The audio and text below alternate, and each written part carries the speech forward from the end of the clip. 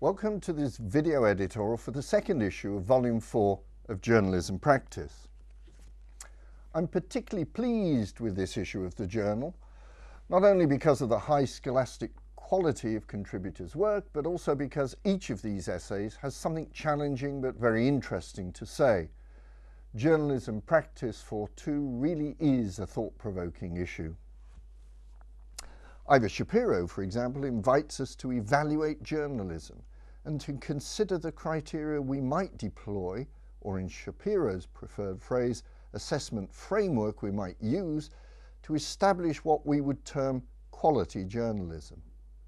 Similarly, Seth Lewis, Kelly Kaufhold and Dominic Lasorsa challenge us to think about citizen journalism and to consider the philosophical and practical challenges to the inclusion of UGC in the context of community newspapers.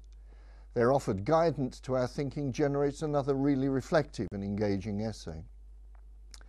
Distinguished scholar Jane Singer, who's been a considerable stimulus to the UK journalism academic scene while working at the University of Central Lancashire on secondment from Iowa University, writes eloquently and helpfully about journalists' perceptions of the impact of UGC on the quality of their work in regional and local newsrooms.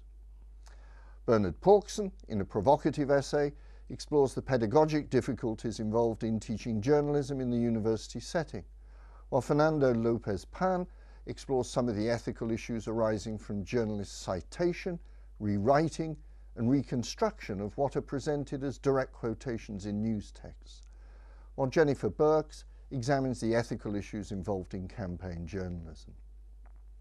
The issue concludes with a final, very challenging essay by Ros Coward, distinguished journalist and now Professor of Journalism at Roehampton University, UK, which explores some of the ethical issues about what she terms confessional journalism, which arise when journalists write publicly about the intimate details of their family, friends, or even their own personal problems or illness in their columns.